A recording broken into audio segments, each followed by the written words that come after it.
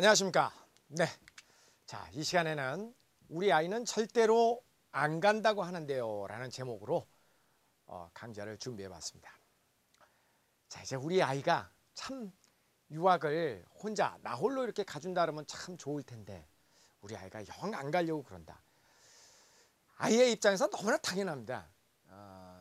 그 저학년은 저학년 나름대로 못 가는 이유가 있고 고학년은 고학년 나름대로, 중학생은 중학생 나름대로 안 간다라고 이야기하는 이유가 있습니다. 어쨌든 그 엄마가 또는 아빠가 아이에게 야, 철수야, 너 1년 유학 한번 캐나다 가볼래? 하고 물어보는 것 자체는 그 자체 질문 자체가 모순이 있는 겁니다.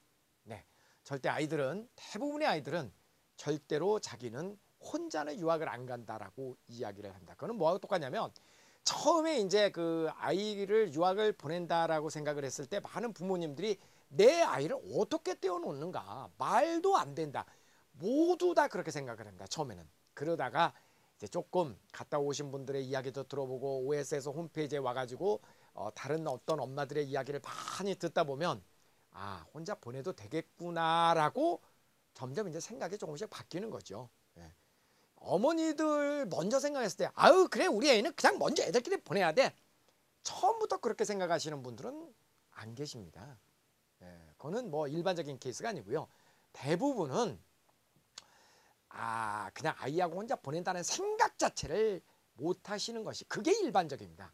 그러다가 이제 많은 정보가 입수가 되고 오리엔테이션이 되면 그리고 OSS에 대해서 분명한 것을 알고 나면 더군다나 내가 믿고 그리고 잘 친하게 지냈던 그런 엄마가 아이를 보냈고 그 아이가 돌아왔고 그러면은 이제 조금 안심을 하고 그럼에도 불구하고 조금은 불안한 마음으로 이제 OSS를 보내게 되는 것이죠. 하물며 아이들도 마찬가지야.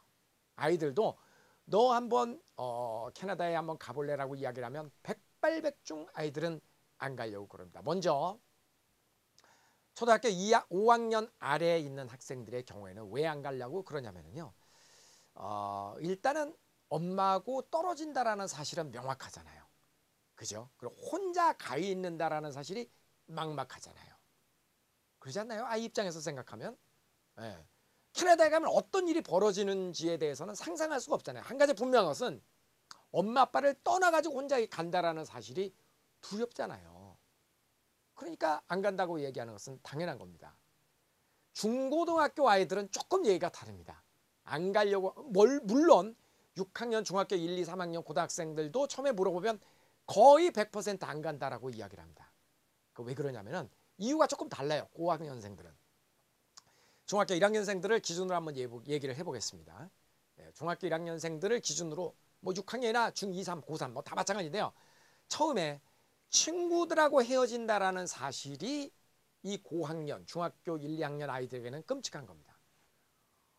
지금 친구하고 막 카톡도 하고 지금 게임도 하고 이게 친구 관계가 뭐 왕성하고 뭐 페이스북을 통해 가지고 하여간에 이게 친구인데 친구하고 헤어진다라고 하는 사실이 끔찍한 거죠. 그 옆에 친구들이 막 자기가 이제 캐나다에 이렇게 유학 간다 그러면 야 가지 마 왕따 되는 것처럼 너 혼자 의리 없게가 의리 없어지는 것처럼 막 거기다가 막 무슨 얘기를 하면 갔다 와서도 너 제대로 되는 애들 나 못 봤어 시간 낭비야 여기서부터 시작해서 어쨌든 이 친구로부터 벗어난다라는 사실이 이 시니어 아이들에게는 끔찍한 거고요. 그다음에 두 번째는 가서 나름대로 머리가 이제 좀 컸잖아요.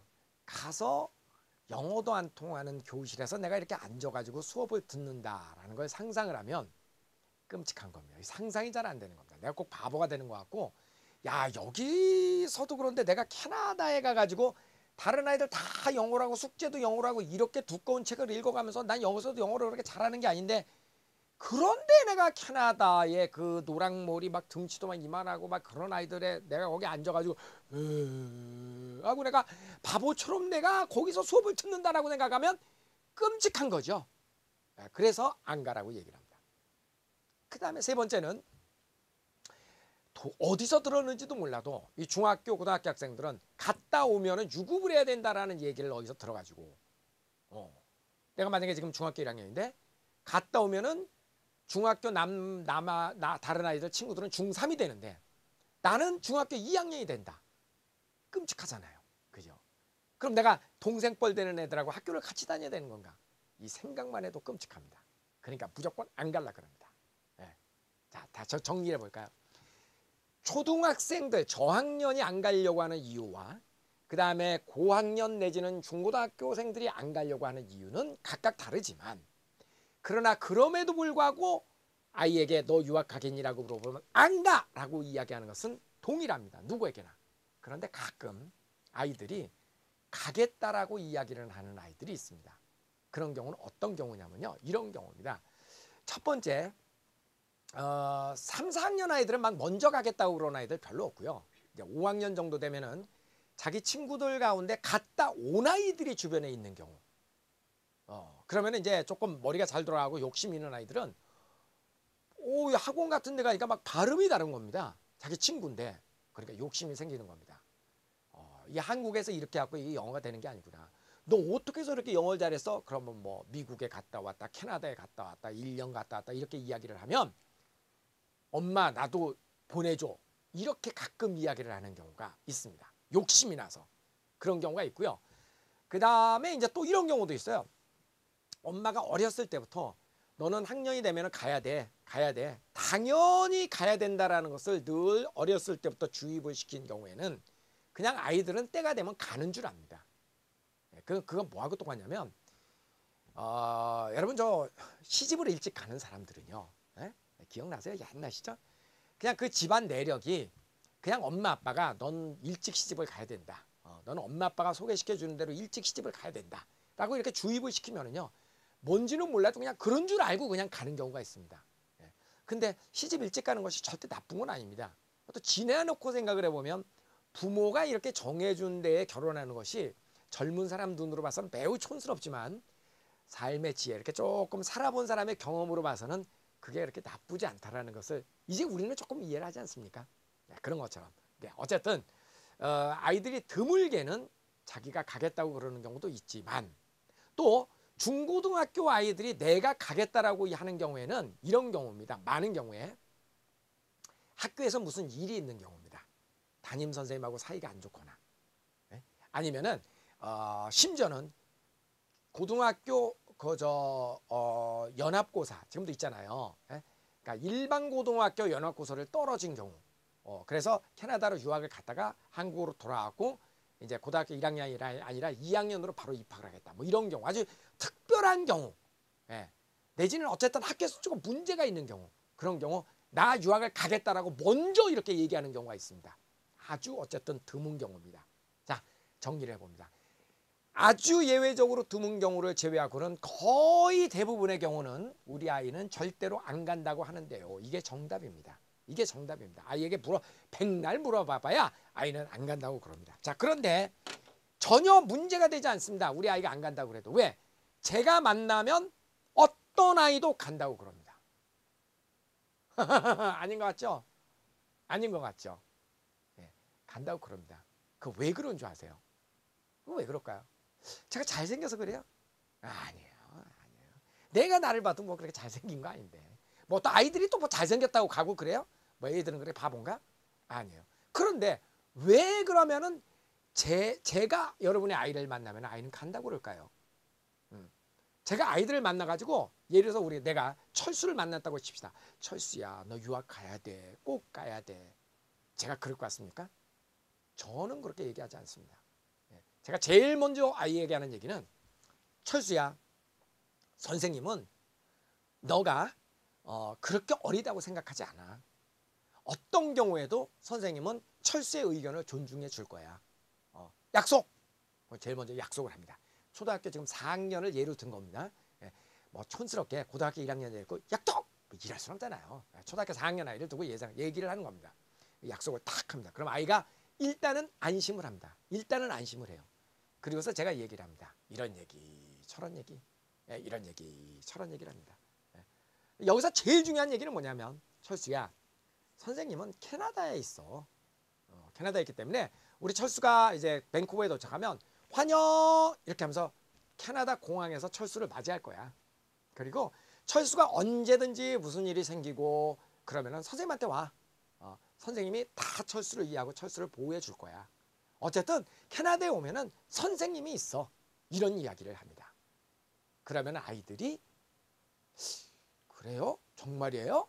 이렇게 이야기를 합니다. 그래서 이제 애들 뭐 이렇게 뭐 파도풀 타는 거, 뭐 눈썰매 타는 거 이런 거 이렇게 몇 개 보여주면은요. 그러면 선생님 한번 가볼까요? 이래요, 아이들이. 근데 이게 무슨 현상이냐면요. 저는 이게 조금 뭐 표현이 좀 이상한지 몰라도요. 어린이와 그리고 우리 여자는 조금 비슷한 면이 있다. 이런 생각을 해요. 이게 무슨 의미냐면 여러분 제가 남자고 여자는 아닙니다만은 시집가기 전에 그 여자의 마음을 한번 읽어본다면 성도 다른 어떤 남자하고 결혼을 해가지고 그러니까 시집을 간다라는 거 아닙니까? 제 와이프가 김씨인데 저는 오씨고 김씨가 오씨 집안의 여인이 된다라고 하는 사실은 굉장히 모험적인 거죠.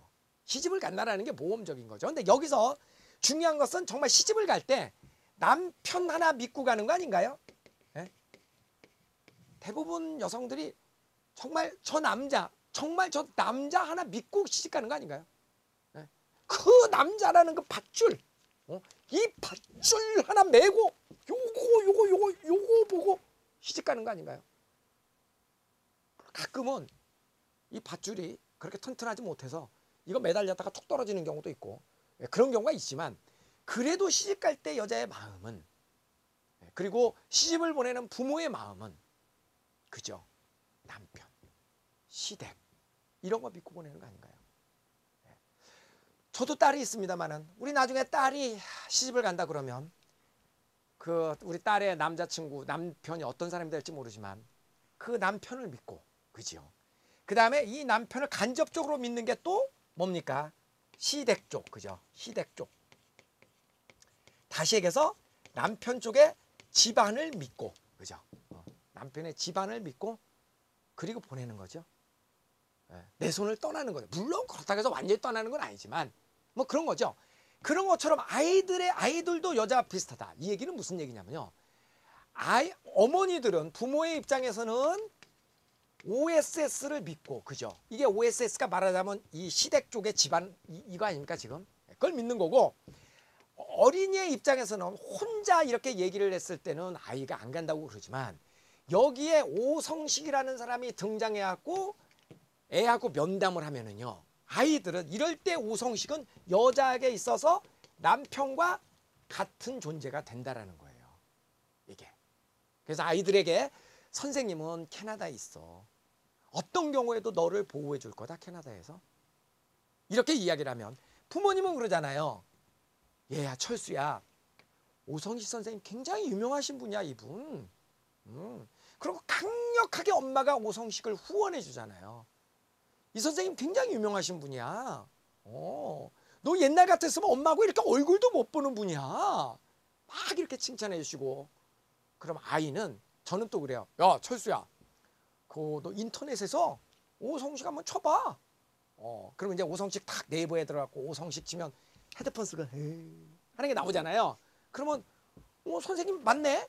근데 선생님 사진이 조금 네이버에 나오는 게 조금 젊은데요. 젊지 당연히. 그 포토샵도 하고 젊지. 어쨌든 그러면 아이가 엄마가 이렇게 지원을 해주고 내가 이제 이렇게 봤잖아요. 아이가. 그러면 아이들이 아하. 캐나다에 내가 가도 나는 혼자가 아니구나. 오성식이라고 하는 선생님이 우리 엄마를 대신해서 나를 지켜주겠구나 하는 안심 심리가 발동이 됩니다. 그리고 중고등학교 아이들도 마찬가지예요. 중고등학교 아이들이 제일 걱정되는 게 내가 수업을 어떻게 받느냐 이거예요. 내가 수업을 어떻게 받느냐. 그 깝깝하게 저 다 영어로 하는데 깝깝하죠. 그런 걱정하는데 제가 가서 이제 그 중고등학교 아이들하고 이야기를 합니다. 얘들아 가면 제일 걱정되는 게 그거지. 걱정하지 말아라. 선생님 너무나 많이 봐왔다. 학교에서 숙제를 갖고 오면 숙제 도우미 선생님이 있어서 옆에서 다 숙제를 하나씩 봐준단다. 걱정하지 마라. 너가 처음이 아니다. 선생님이 약속할게. 라고 이야기를 합니다. 여러분 초등학교 중학교 아이들 그렇게 어리지 않습니다. 제가 이렇게 이야기를 해보면요.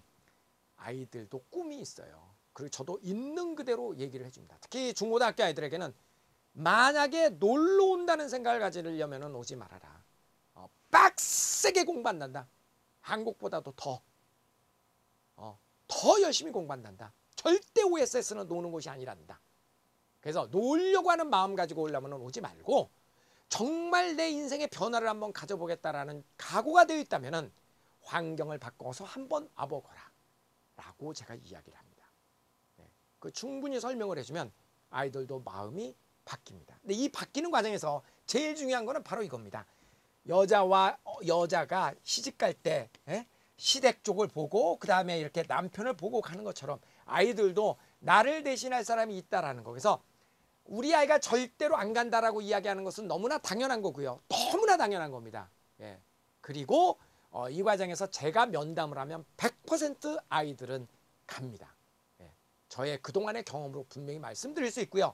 여기에다가 조금 여러분이 힘을 실어 주시려면 아이들에게 친구를 함께 묶어가지고 같이 가게 되면 아이들은 훨씬 더 편안한 마음으로 갑니다.